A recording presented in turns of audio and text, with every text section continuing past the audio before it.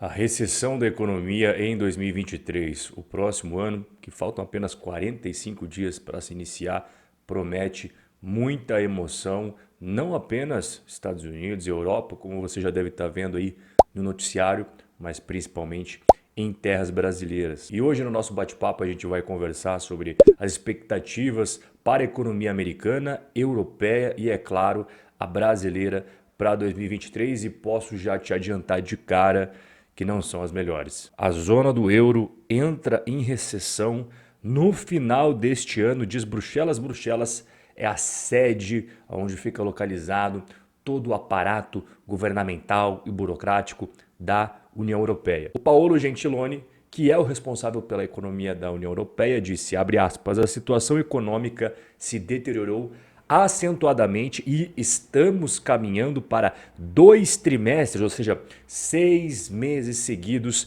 de contração econômica. E ele prosseguiu explicando o motivo disso daí. Um dos principais deles, é claro, tem vários outros, mas a União Europeia está entre as economias avançadas mais expostas à inflação, a preços altos. A crise energética está corroendo o poder de compra das famílias e pesando sobre a produção. Se você me acompanha aqui no canal, isso daqui que ele está falando agora, no meio de novembro de 2022, não é novidade porque você está vendo eu falar desde junho, julho, agosto, setembro, o problema que a Europa está enfrentando devido à crise energética. O que me deixa mais chocado é que eu vi um monte de gente falar que nada daquilo era verdade, que era tudo fake news, estavam criando teoria da conspiração. Agora não há mais dúvidas. Quando o próprio cara da União Europeia está admitindo aquilo que nós aqui já sabíamos faz tempo. Então, apesar de eu trazer um monte de informação, olha,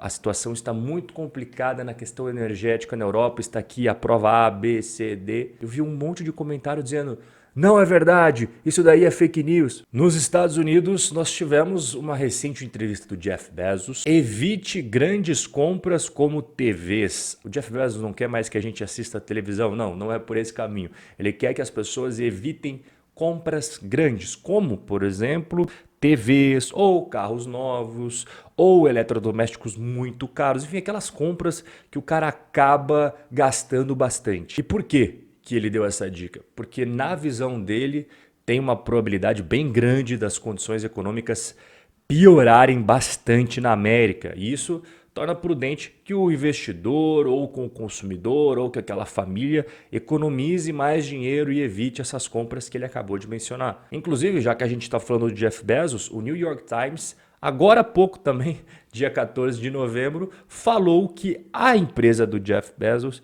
está planejando reduzir a sua força de trabalho, demitindo nada mais, nada menos que 10.000 trabalhadores de uma só vez. Essa seria a maior redução na história da empresa. Então, o discurso do Jeff Bezos para a CNN é muito convergente, acaba dando match com o que a própria empresa dele vem fazendo. O Jeff Bezos falou, olha pessoal, estou vendo que vai realmente ficar complicado, vai ter recessão, guardem dinheiro. E ao mesmo tempo a empresa dele está demitindo os funcionários. Então os discursos realmente estão alinhados aqui, né? Mas qual que é a chance de recessão nos Estados Unidos?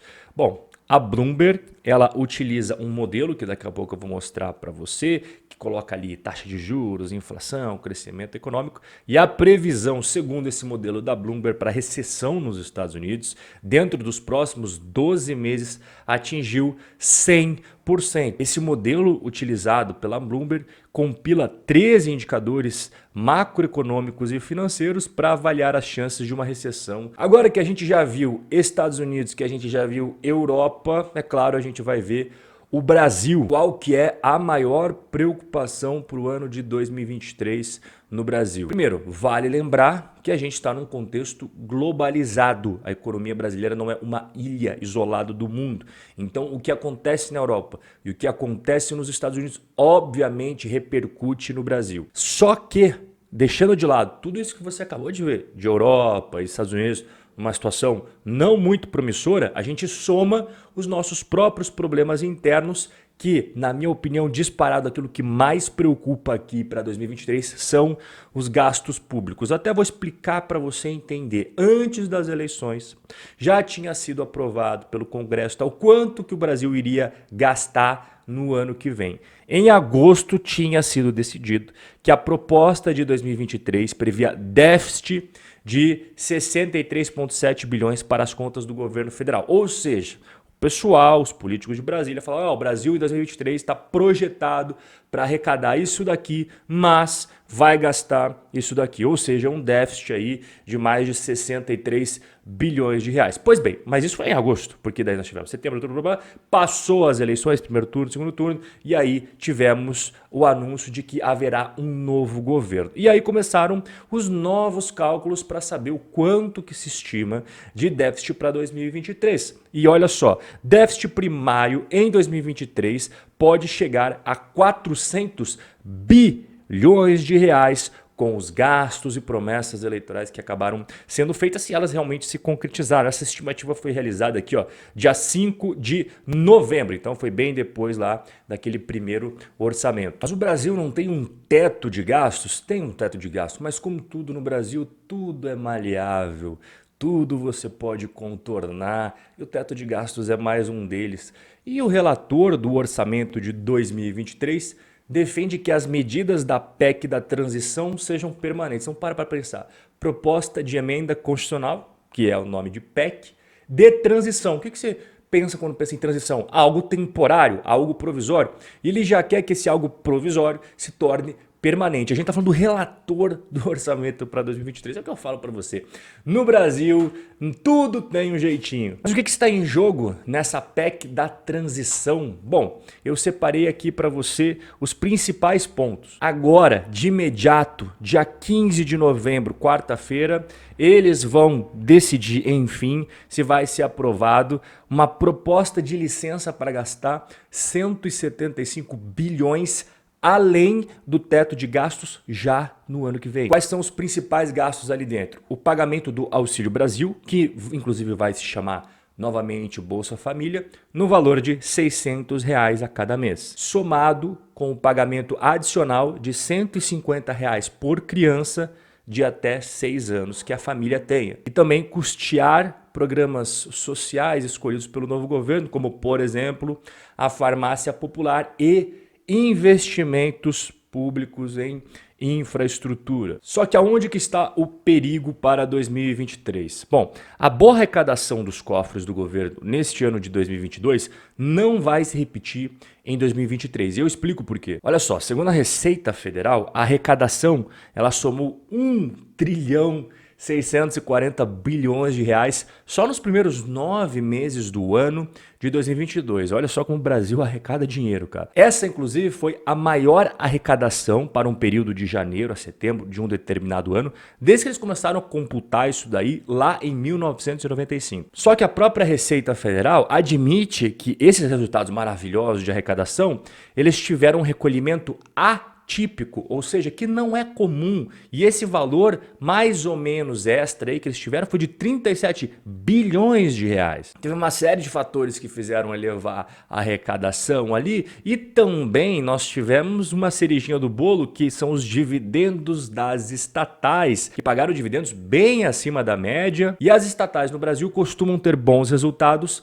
em ciclos econômicos de valorização das commodities. Nós teremos mais gastos em 2023 e menos arrecadação. E qual que é a minha conclusão sobre tudo isso? Que haverá déficit em 2023? Isso não há dúvidas. A única dúvida que resta é o tamanho do buraco que o Brasil vai ter em 2023. Como que o governo vai fazer para fechar a conta? Então assim, déficit já vamos ter, isso não há dúvidas. Mas esse buraco que nós vamos ter, que a gente nem sabe qual que é o tamanho dele, vai ser tapado com o quê? A primeira opção é você aumentar as receitas aumentando os impostos. Só que em um país que a carga tributária já é elevadíssima, será que vão conseguir aumentar mais ainda os impostos? A outra opção é você se endividar emitindo títulos públicos. Como eu falei agora há pouco, o Brasil ele não vive em uma ilha. A economia no século XXI é totalmente globalizada. E o que nós estamos vendo o mundo afora, Europa, Estados Unidos, eu acabei de mostrar para você, vamos ter recessão, vamos ter recessão, vamos ter recessão. Hoje o cenário dos Estados Unidos e Europa é o quê? Uma inflação altamente elevada, uma economia começando a esfriar e os governos aumentando as taxas de juros justamente para combater o aumento de preços generalizado na economia. Esses lugares eles estão aumentando os seus juros e não dão sinais de que vão parar tão cedo. Com esse contexto global que eu expliquei para você no começo do vídeo e com o aumento da dívida brasileira para cobrir o déficit que eu acabei de explicar, que também vai ter em 2023, eu não vejo espaço para uma grande queda da taxa de juros Selic no Brasil. E com os juros permanecendo elevado, vai permanecer difícil para os empreendedores, empresários, as pequenas, médias e grandes empresas levantarem dinheiro, levantarem empréstimos para financiar as suas atividades produtivas. E não apenas a parte dos empresários, das empresas, mas também das pessoas, das famílias, dos consumidores, que fica mais difícil para eles tomarem crédito para comprar um carro novo, financiar um imóvel novo, comprar novos eletrodomésticos para casa, enfim, para consumir, para gastar. Crédito é o que gira a economia no mundo moderno. Goste ou não, é esta a realidade. E quando o crédito fica muito mais caro, não tem jeito. A economia... E o que você pode esperar então daqui para frente? Nós estamos aí faltando 45 dias para o próximo ano. Olha, é um cenário com certeza que vai ser de bastante volatilidade nos investimentos. Bom, isso inclusive você já teve um aperitivo nos últimos dias, né? Desde que nós tivemos aí o novo governo, bolsa em queda, dólar em alta, juros futuros em alta, aí tem um dia que parece que dá uma melhorada, dá uma acalmada, para no outro dia cair um monte de novo. Então você já percebeu a montanha-russa de sensações que te espera para 2023. E nós dois aqui vamos seguir acompanhando de perto o desfecho dessa história, porque isso daqui é o futuro financeiro do Brasil e, por consequência, o seu futuro financeiro, da sua família e das pessoas que você ama. Bom, agora que eu já mostrei aqui o meu lado, eu quero ouvir o seu lado também. Deixa aqui embaixo nos comentários o que você pensa disso tudo que nós conversamos aqui agora. Forte abraço e a gente vai se ver no nosso próximo encontro.